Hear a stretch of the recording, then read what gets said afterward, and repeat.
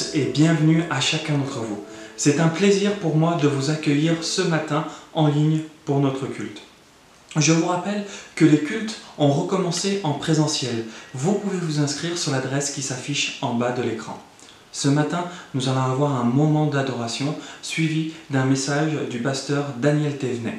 Ce message va parler de l'Apocalypse du chapitre 4, de la deuxième partie. Si vous n'avez pas pu voir les différents chapitres de l'Apocalypse, vous pouvez les retrouver dans la playlist Études bibliques. Bon culte à tous.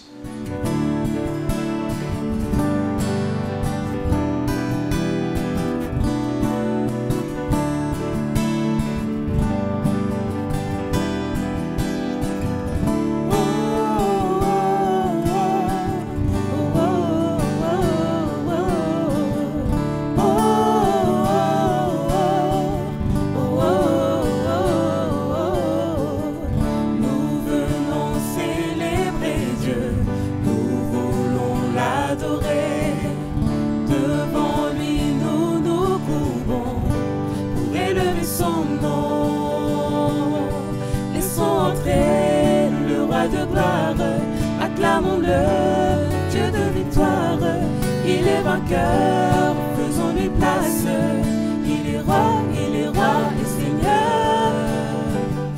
Oh, oh, oh, oh, oh, oh, oh. Dieu est là, il nous attend. Il entend nos prières, sa parole est éternelle, elle est notre essentiel.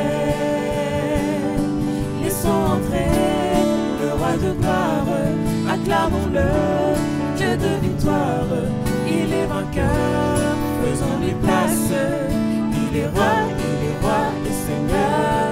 Laissons entrer le roi de gloire, acclamons-le, Dieu de victoire, il est vainqueur, faisons-lui place, il est roi et Seigneur.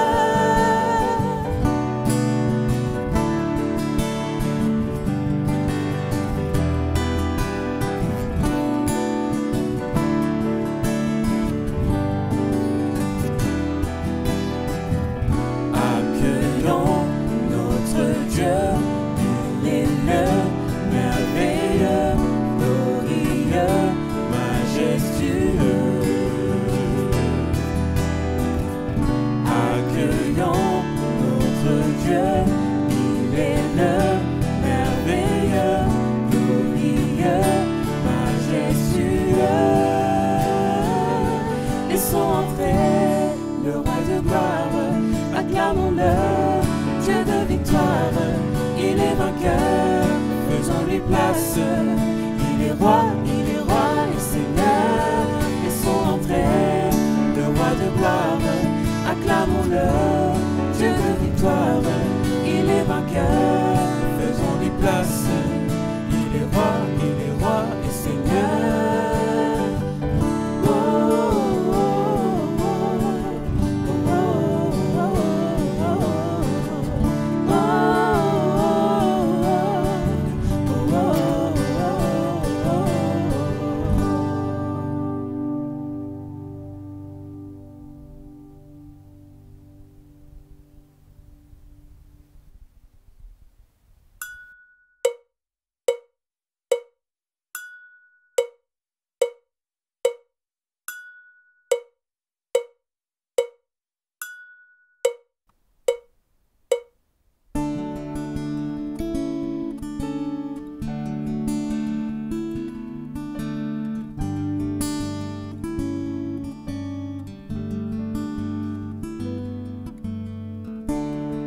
Tu es notre espoir, rien n'a plus de valeur, rien n'est aussi grand et rien n'est plus beau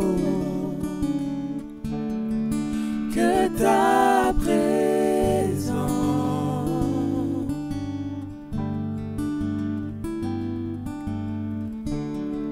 J'ai vu, j'ai goûté la plus doux. Mon cœur est enfin libre et ma honte disparaît. Dans ta présence,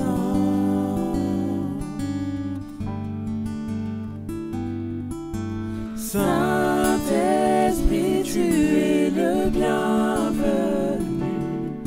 Inonde ce lieu, remplit cette atmosphère. Seigneur, nos cœurs soupirent après ta gloire. Oh, viens nous saisir par ta présence, Seigneur.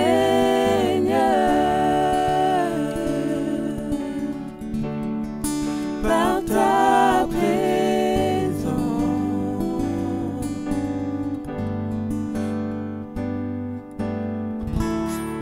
tu es notre espoir.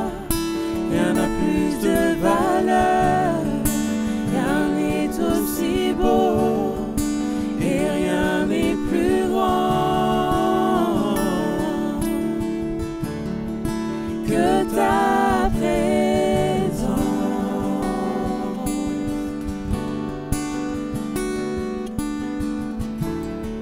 J'ai vu, j'ai goûté l'amour le plus doux.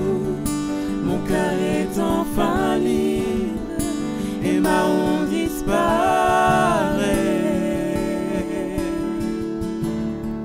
Dans ta présence,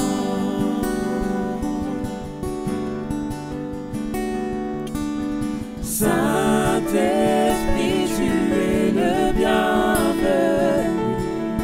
Inonde ce lieu, remplit cette atmosphère. Seigneur, nos cœurs soupirent après ta gloire. Oh, viens nous saisir par ta présence, Seigneur.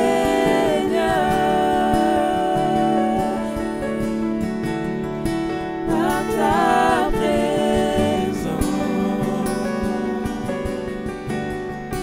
par ta présence,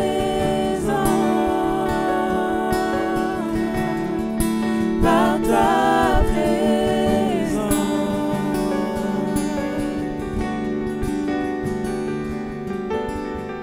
Que nous soyons plus sensibles à ta présence, que nous vivions les merveilles de ta bonté, que nous soyons plus sensibles à ta présence, que nous vivions les merveilles de ta bonté.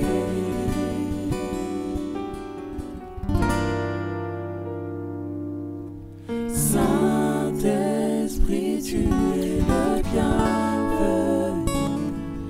Inonde ce lieu, remplit cette atmosphère. Seigneur, nos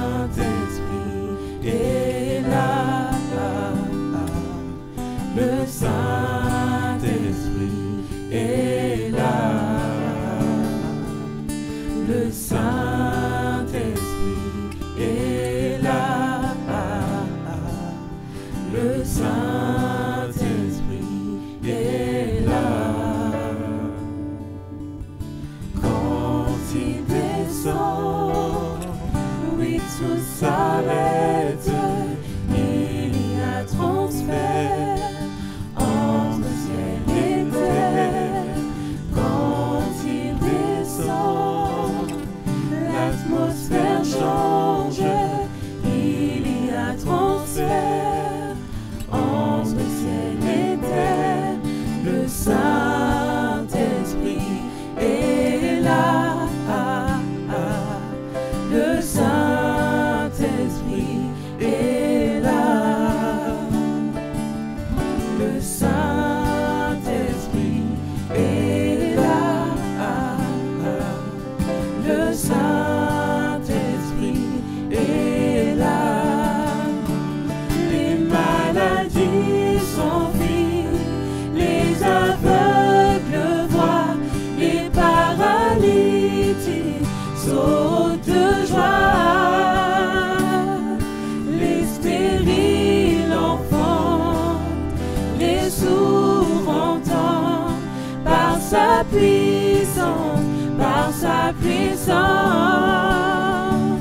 Les maladies s'enfuient, les aveugles voient, les paralytiques sautent de joie. Les stériles enfants, les sourds entendent par sa puissance, par sa puissance, par sa puissance, il transforme, par sa puissance, il guérit, par sa puissance, il renouvelle, par sa puissance, il agit, par sa puissance, il transforme, par sa puissance, il guérit, par sa puissance, il renouvelle, par sa puissance, il agit. Le Saint-Esprit est là. Le Saint-Esprit est là. Le Saint-Esprit est là. Le Saint-Esprit est là.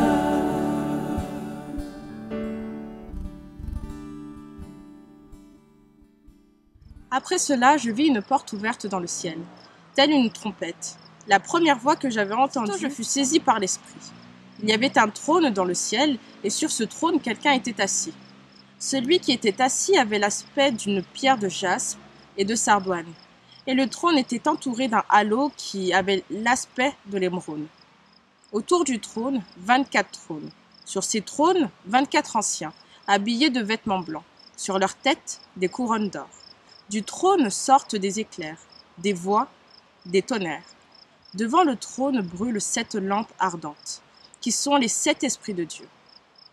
Devant le trône, comme une mer de verre, semblable à du cristal. Au milieu du trône et tout autour du trône, 4 êtres vivants, pleins d'yeux, devant et derrière. Le premier être vivant ressemble à un lion. Le deuxième être ressemble à un taureau. Le troisième être a comme un visage humain. Et le quatrième être vivant ressemble à un aigle en plein vol.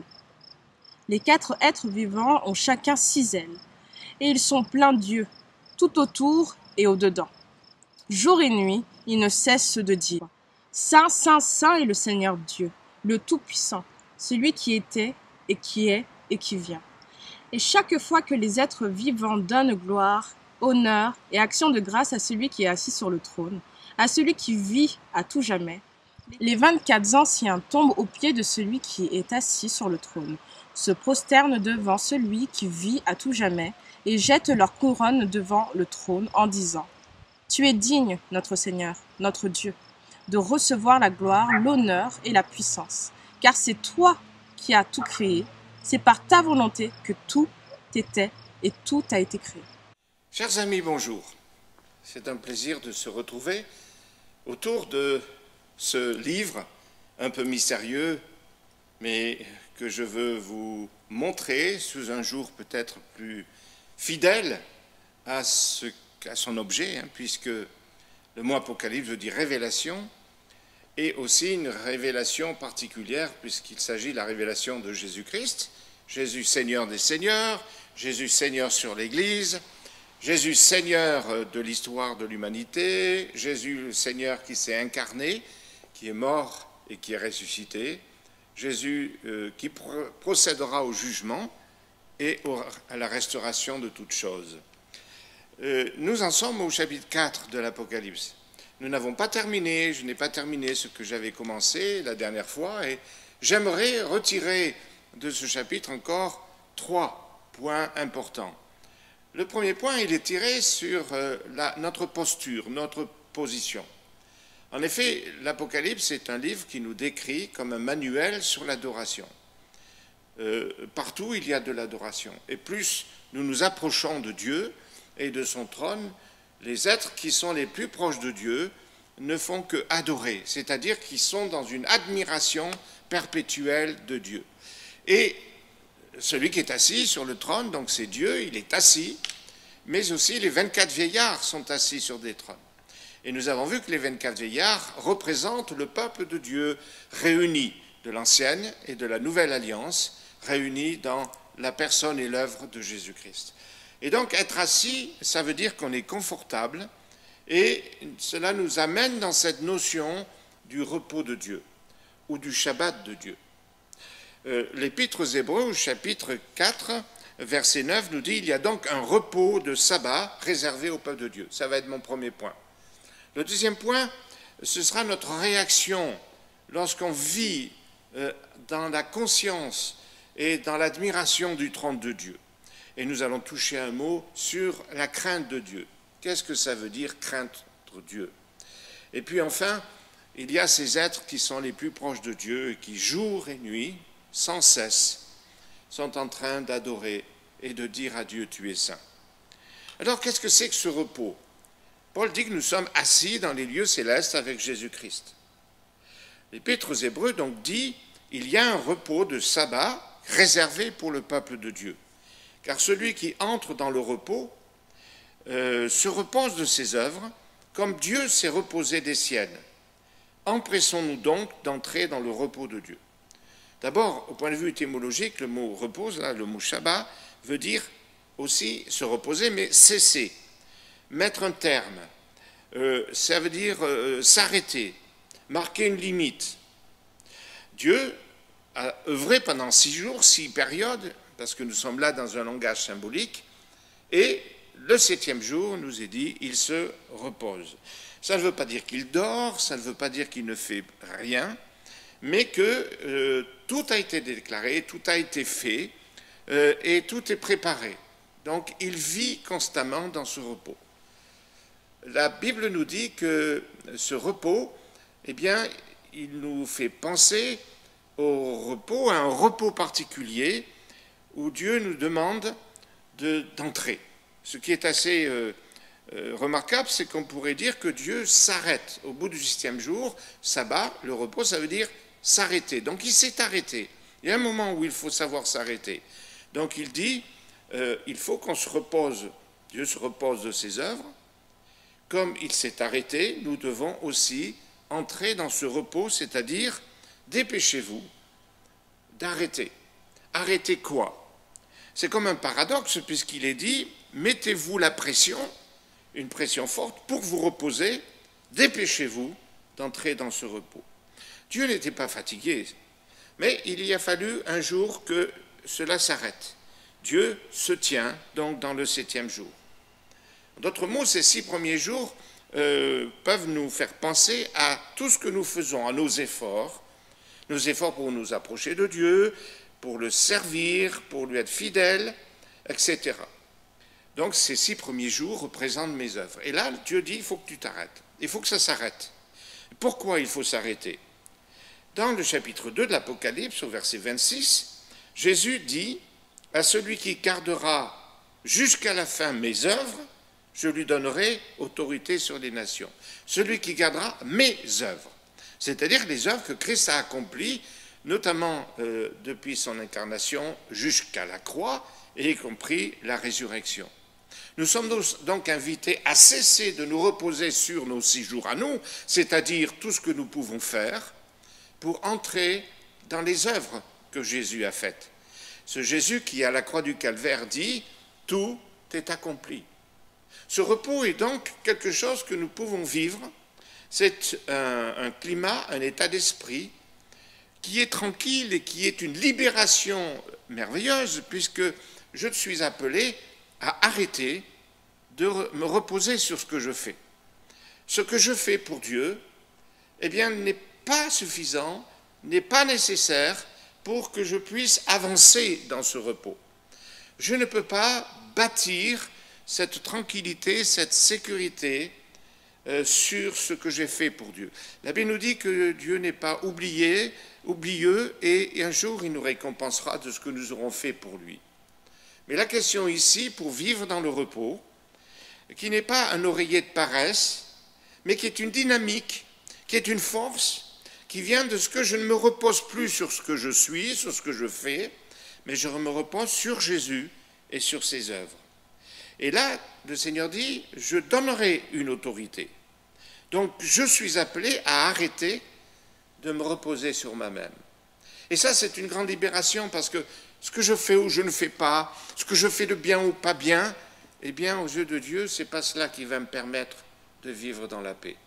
D'ailleurs, vous le savez très bien, le légalisme religieux produit beaucoup plus de traumatismes, de soucis, que la liberté glorieuse des enfants de Dieu. Donc il s'agit un jour de se reposer sur l'œuvre de Jésus pour que je puisse entrer dans une vie qui est pleine d'activité, qui est pleine de force, mais qui ne constitue pas ou qui ne crée pas de tension, de crainte, de peur ou de fatigue. La Bible nous dit que Dieu, il ne sommeille ni ne dort, celui qui veille sur Israël. Dieu œuvre toujours, mais dans cette paix-là, dans ce repos, dans cette dynamique. Et au chapitre 4 donc, des Hébreux, le verset 12 dit, tout de suite après, car la parole de Dieu est vivante et efficace, plus tranchante qu'une épée quelconque à 2 tranchants. Pourquoi l'auteur de l'Épître aux Hébreux, après nous parler de ce sabbat de Dieu, de ce repos de Dieu, nous parle tout de suite de l'Écriture, de la parole de Dieu qui est comme une épée à double tranchant. C'est important parce que cette parole de Dieu que nous aimons, que nous appelons la Bible, eh bien c'est aussi une épée qui tranche, qui coupe dans nos peurs, dans nos craintes, dans nos hésitations. Et pour cela, nous avons besoin de nous nourrir de cette parole de Dieu. Non pas de l'utiliser au hasard comme un moyen de divination ou d'essayer à tout prix de trouver un verset qui pourrait nous permettre de vivre, mais dans une lecture, dans une méditation constante de cette parole. Nous donnons au Saint-Esprit l'occasion de nous rappeler au moment opportun ce dont nous avons besoin de savoir, les promesses de Dieu, mais aussi son intuition, mais aussi son inspiration. Combien de fois nous avons essayé par nos efforts d'arriver alors que le Seigneur, il a déjà tout accompli, il a déjà tout préparé. Et c'est pourquoi cet appel à entrer dans ce repos de Dieu est aussi synonyme de vivre dans la confiance. Dans la confiance non pas dans ce que je fais ou ne fais pas, mais la confiance dans ce que Christ a fait et qui me donne accès à cette paix et ce repos. Repos de Dieu, c'est vivre à l'écoute de Dieu, en lisant sa parole, mais aussi en étant sensible au Saint-Esprit et à cette direction. C'est aussi guérir et être libéré du légalisme. Nous en parlerons encore une autre fois de ce repos de Dieu. Ensuite, nous avons notre posture, notre position, mais aussi notre réaction vis-à-vis du trône de Dieu. Ce qui est dit au sujet de ces 24 vieillards, c'est qu'ils sont couronnés, il y a ces êtres qui sont couronnés d'or, ils ont donc une autorité, ils sont sages, ils sont appelés anciens, ils sont assis, ils chantent le chant des rachetés, ils sont sur des trônes et ils ont des vêtements blancs. Ces vêtements blancs, c'est bien sûr celui que nous avons reçu lorsque nous avons accepté Christ dans notre vie. Nous avons fait la paix avec Dieu. Il nous a donné comme un vêtement blanc. Donc c'est sa justice et c'est son pardon. Donc il y a quelque chose qui est lié aussi à la purification. Et devant le trône de Dieu, il y a forcément une purification. Mais c'est aussi un instant où nous pouvons aussi découvrir ce que c'est que la crainte de Dieu. Alors qu'est-ce que c'est que la crainte de Dieu? La Bible nous dit que c'est le commencement de la sagesse. La crainte de Dieu, c'est quoi? C'est être délivré de la crainte des hommes. La crainte des hommes, c'est quoi? C'est vivre plus impressionné par ce que disent ou font les hommes. C'est être préoccupé et impressionné par ce que les circonstances veulent nous montrer, et ce qui crée en nous des fissures dans notre cœur, comme une atteinte et une disparition de notre paix, de notre joie, de notre patience. Et cette absence du trône de Dieu fait que nous sommes plus impressionnés par tout ce qui peut nous toucher en dehors de Dieu. Or, la crainte de Dieu, c'est quoi? C'est une profonde réalisation de qui est Dieu. Ce n'est pas la peur de Dieu. En hébreu, ça veut dire réalise devant qui tu te tiens. Réalise. Lorsque j'étais gamin, j'avais 12 ans, j'étais au Tchad, à Fort-Lamy à l'époque, j'avais un ami, un copain, qui était champion olympique de lancer de javelot. Il mesurait 2,15 m. Il était costaud, moi j'avais 12 ans, et je me souviens que j'avais mesuré son avant-bras. Eh bien, son avant-bras faisait exactement 2 de mes avant-bras. Quelle tranquillité j'avais lorsque je me promenais avec lui. Quelqu'un qui aurait osé venir me nuire ou me chercher des noises, comme on dit, eh bien, ils auraient vite réalisé devant qui ils se tenaient. C'est-à-dire réaliser l'autorité et la puissance de Dieu, sa dignité et sa sainteté. La crainte de Dieu, donc, c'est vivre impressionné par Dieu. C'est pour cela que nous devons fréquenter le trône. Nous devons vivre dans cette admiration et laisser le Saint-Esprit nous entraîner dans cette admiration, dans cet amour constant de Dieu. C'est pour cela qu'il y a une purification. Mes amis, je vous invite à passer du temps avec Dieu, confortablement assis. Je vous invite à vivre dans ce repos. Vous ne vivez pas, vous n'affrontez pas les situations avec vos efforts simplement, ou sur ce que vous êtes ou ce que vous avez fait, mais au nom de Jésus-Christ. Vous êtes assis sur l'œuvre de Jésus-Christ. Vous réalisez cela, et cette crainte de Dieu nous amène à anéantir toutes les autres formes de crainte. Et vous avez dans la Bible toutes sortes d'exemples d'hommes et de femmes qui ont vécu dans cette paix, cette tranquillité. Le plus grand exemple que vous connaissez, c'est bien sûr David face à Goliath. Cette crainte de Dieu, c'est aussi ce que dit le Proverbe verset 8, verset 13, ça nous donne la même haine ou le même dégoût que Dieu a vis-à-vis du péché. C'est pour ça que cette crainte de Dieu, c'est recevoir de Dieu sa haine et son dégoût du mal. Et c'est là ce qui nous aide à triompher du péché. Enfin, craindre, aimer et servir Dieu sont synonymes. Si on tient l'usage biblique du mot craindre, on peut parfois et très souvent le traduire par adorer et aimer. Enfin, je voudrais terminer par ce dernier élément où ces êtres sont nuit et jour en présence de Dieu. Vous avez remarqué que de ce trône, il sort des éclairs, des tonnerres et qu'il y a 7 chandeliers. Le trône, c'est la source de l'énergie, de la puissance. Mais rappelez-vous, regardez, cette énergie ne vient pas éteindre la flamme de ces lampes. Donc vous avez la toute-puissance de Dieu, mais aussi la douceur du Saint-Esprit qui est là, qui fait qu'il peut habiter en nous et nous aider. Que faisons-nous du temps? Comment nous utilisons le temps? La Bible nous dit qu'il nous faut racheter le temps. Racheter le temps, c'est quoi? C'est introduire la notion que nous pouvons réutiliser le temps avec cette nouvelle mentalité, avec la direction de Dieu, pour introduire la notion du salut. C'est sauver notre temps. La question se pose, est-ce que le temps que je passe à m'inquiéter, le temps que je passe à essayer de me changer moi-même, le temps que je passe à critiquer, à me plaindre, à gémir, le temps que je passe à me tourmenter. Voilà, ce temps est gaspillé, ce temps est inutile. Ce que Dieu nous propose, c'est de vivre dans sa présence, non pas 1 heure ou 2 heures par semaine en allant au culte ou à la messe. Ce n'est pas passer simplement 5 minutes ou 10 minutes par jour à prier, c'est cultiver le fait d'être à l'aise, assis à l'aise dans la présence de Dieu, parce qu'il m'accepte à cause de Jésus. Je peux avancer, je peux œuvrer, parce que le Saint-Esprit veut m'aider. Je ne suis pas seul. Le repos de Dieu, c'est que je peux compter sur l'assistance du Saint-Esprit.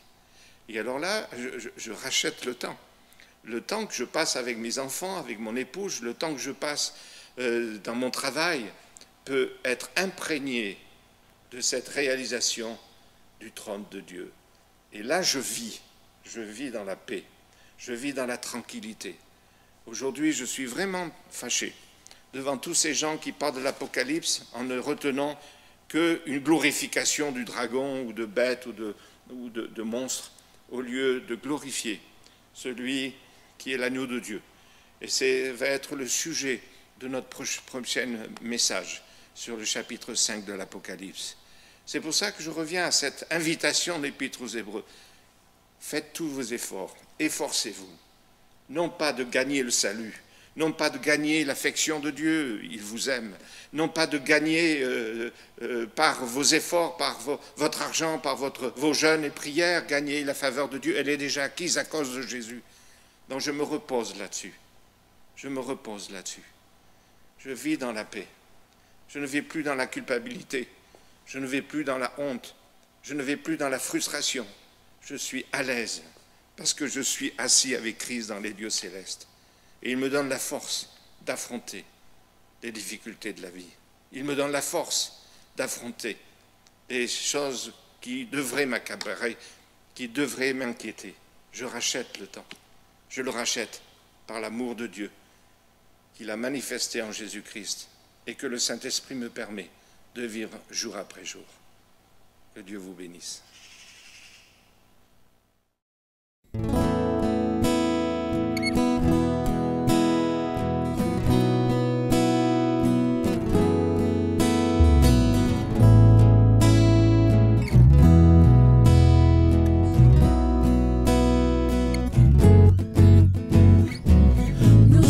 Génération choisie, appelée pour montrer son excellence. Tout ce dont j'ai besoin, Dieu me l'a donné. Je sais qui je suis. Nous sommes une génération choisie, appelée pour montrer son excellence. Tout ce dont j'ai besoin, Dieu me l'a donné. Je sais qui je suis, je sais qui je suis en Christ, ce que j'ai en Christ, où je suis en Christ. Je sais qui je suis, je sais qui je suis en Christ, ce que j'ai en Christ, où je suis en Christ. Je sais qui je suis, je marche avec puissance, j'accomplis des miracles, je vis une vie de faveur. Je sais qui je suis, je marche avec puissance, j'accomplis des miracles, je vis une vie de faveur. Je sais qui je suis. Nous sommes une génération choisie, appelée pour montrer son excellence. Tout ce dont j'ai besoin, Dieu me l'a donné. Je sais qui je suis. Nous sommes une génération choisie, appelée pour montrer son excellence. Tout ce dont j'ai besoin, Dieu me l'a donné. Je sais qui je suis, je sais qui je suis en Christ, ce que j'ai en Christ, où je suis en Christ. Je sais qui je suis, je sais qui je suis en Christ.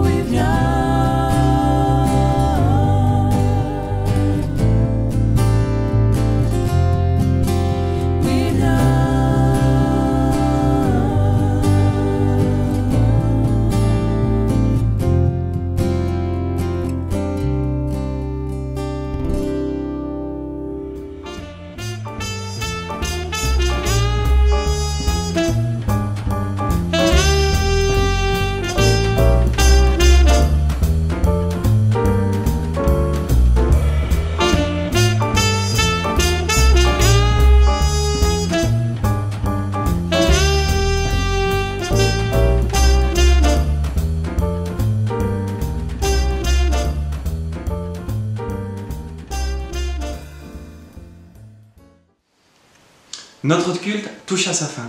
J'espère que ce message vous a permis de mieux assimiler le chapitre 4 de l'Apocalypse. Je vous donne rendez-vous vendredi à 19h pour la rediffusion de notre rubrique « Et si on en parlait ?» Rendez-vous aussi dimanche à 10h pour notre culte avec le pasteur Daniel Thévenet pour le chapitre 5 de l'Apocalypse. Avant de terminer, je vous rappelle que les cultes ont repris en présentiel.